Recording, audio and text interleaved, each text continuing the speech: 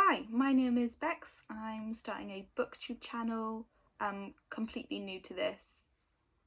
I don't know if I have the technical skills or camera presence to be able to pull this off, but I'm going to give it a go. I'm excited for it. So, welcome to my Lockdown TBR. Quick edit, just because I know my family are probably going to watch this. TBR means to be read.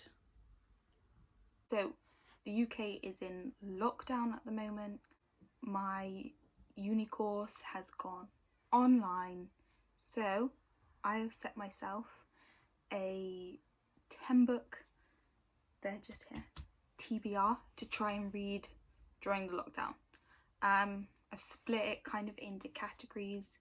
We've got poetry, fantasy, series, is that it? Oh, like mental illness topics and drama. So first off, I'm currently reading Graffiti by Savannah Brown. This is Savannah Brown's poetry collection, which was published 3 years ago. The tagline on the back says these are poems about growing up, budding and grappling and shedding, about how wonderful it feels and how deeply it aches. So the collection's all about, I think, being on the cusp of adulthood. Like, she's a young adult and you get the idea that she's kind of scared of growing up and she's really trying to be in control of her life, but she kind of feels like she's not. I follow her on YouTube. I know that she deals with really bad anxiety, so there's kind of a lot of references to that in this, which is obviously really well done because it's really meaningful to her. So I'm currently reading this at the moment. I'm about halfway through, so I look forward to finishing that. So next, onto like the fantasy series section. The Raven King. So this is the last book in the Raven Boy series. I've been really enjoying the series.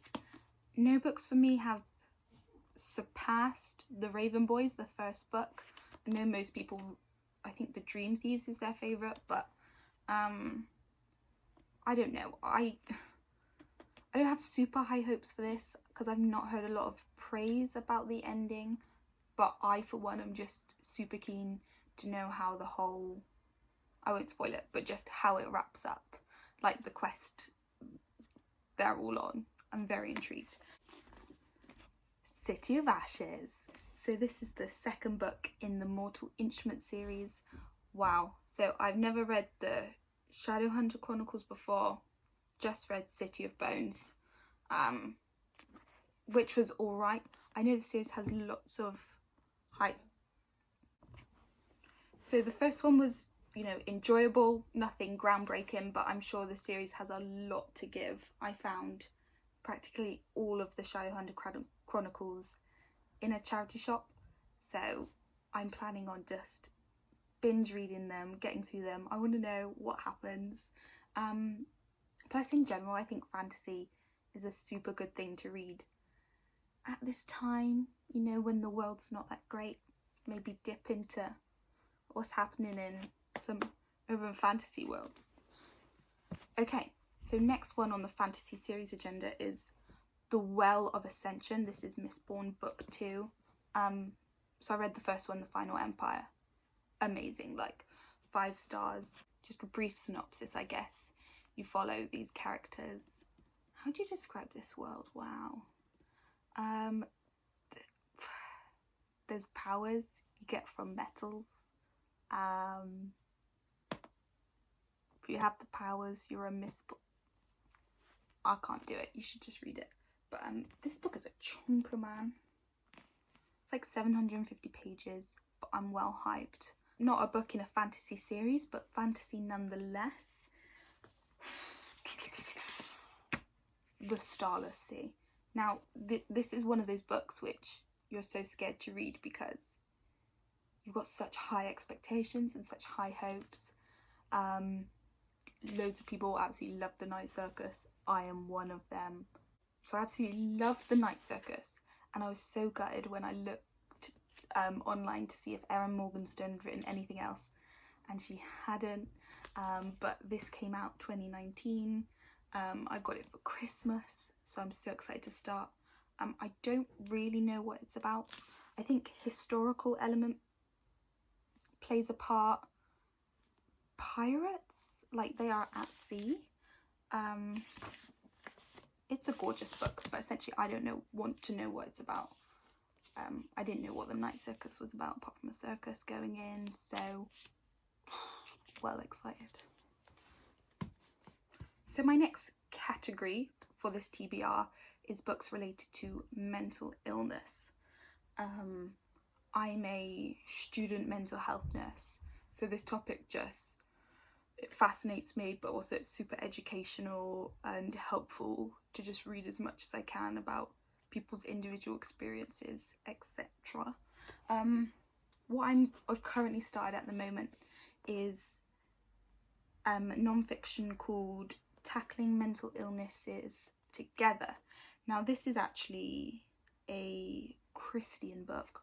It's based on kind of what the Bible has to say about this topic, and essentially it's really encouraging churches and church communities to be supportive and actually equip them to be helpful to people struggling with mental illness, particularly for mild mental illness. You know, they're not in hospital, they're not acutely unwell, but to just really be good friends and really supportive, which is something I'm so passionate about. So this has been really good so far for that. Excited to finish. How far am I? We're about halfway again. Next is a book highly recommended by one of my friends. She's actually given this to me to borrow. The Man Who Mistook His Wife for a Hat by Oliver Sacks. This is non-fiction as well. It's written about people with it's pitched as bizarre neurological disorders. So cases such as, you know, a man literally mistaking his wife for a hat. Apparently it has a lot of humour and empathy within it, which is just necessary for, I think, topics of mental illness, because really strange situations can come of it. People can have really unusual experiences and delusions. So you do, you know, when you're caring for these people, I think a sense of humour helps, but no matter how bizarre it may seem, it's actually really distressing for that person. I don't know. I reckon I will love this. I don't think I explained it well, but this is a famous book as well. Million copy bestseller.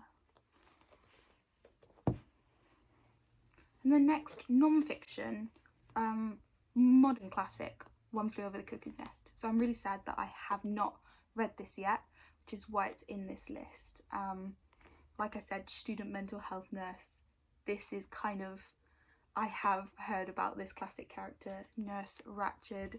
She's essentially looking after, I think is it a male ward? I don't know. I don't fully know what it's about, but I think it's about lots of mentally unwell men on this ward. And you've got this nurse matron who's just, I think, evil. I believe she's not just bad, she's like evil. And perhaps they start an uprising against her. I don't know, but I'm going to take tips on how not to nurse people from this, I'm guessing. Is it inspiring? Is it an inspiring story? I really don't know. I'm very excited to see what that's all about. So for my last section of this TBR, I have two more books. The Godfather. So I've got this super beat up old copy. As a family, we've started watching the Godfather movies. So we've currently watched first one and part 2, which I am enjoying. I'll admit, I'm not keeping up with everything. All of the names of the characters are getting slightly lost. It's because I'm distracted by Al Pacino, you know, it happens. So hopefully this will fully educate me on the story. I mean, it's fascinating. It's about a family mafia. In the films anyway, I love how you've kind of got a bit of the glamour, but mostly just the absolute mess and chaos that has come with it. You know, super violent, super messed up relationships, but it makes for an interesting story. So this is, I mean, it's one of those books I just don't like to read from. The font is small and it's like a really short, like little fat book. So the last one on my TBR is a Stephen King book, The Green Mile. So I've never read a Stephen King before, but he's so acclaimed, I really just want to give it a go. My dad gave me 5 of his old books and I looked them all up on Goodreads to see which one had the highest rating, and it was this one, by quite a lot actually. So from what I can understand, this is about criminals in the US who, because of their awful crimes like, you know, murder, are going to receive death penalty by the electric chair. The blurb on the back is actually super mysterious. It almost hints that the main character within this, what's his name? John Coffey. The blurb is all about like, he's evil, is he a demon? I don't know if this has a supernatural element to it or if they're just saying he's a super awful person, but I'm very excited to read that, to finally read a Stephen King, see if it's my jam. So those were my 10 books. I'm gonna see if I can pick them up. Oh gosh. Way. So they're my 10 books to read during this lockdown. Hopefully I'll be able to smash through a lot of them. You know, we don't know how long we're going to be stuck inside our homes really, but you know, put a positive spin on it. I'm turning it into a reading challenge to keep myself, you know, occupied, enjoying myself. Yeah, thanks for watching.